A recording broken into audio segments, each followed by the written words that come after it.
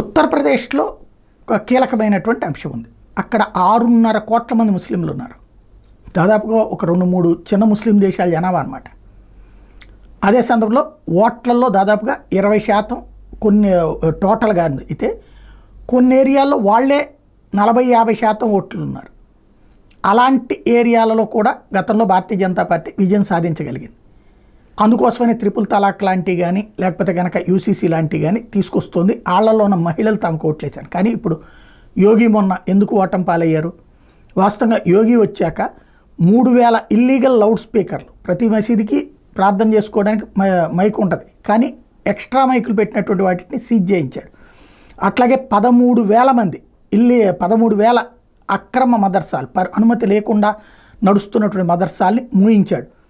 అలాగే రోడ్ల మీద నమాజ్ని ఆపించాడు, మసీదు లోపలే చేసుకోమని చెప్పాడు. ఓవరాల్గా 7 ఏళ్లలో యోగి ఆదిత్యనాథ్ చేసినటువంటి ఈ వ్యవహారం అక్కడ మత ఘర్షణలు సృష్టించే వాళ్ళని తాట తీసి వదిలిపెట్టాడు. కాబట్టి ఇప్పుడు వాళ్ళంతా ఒక్కటై ఎట్టి పరిస్థితిలో యోగిని దెబ్బకొట్టే ప్రయత్నం చేస్తున్నారు. సక్సెస్ అవుద్దో లేదో చూడాలి.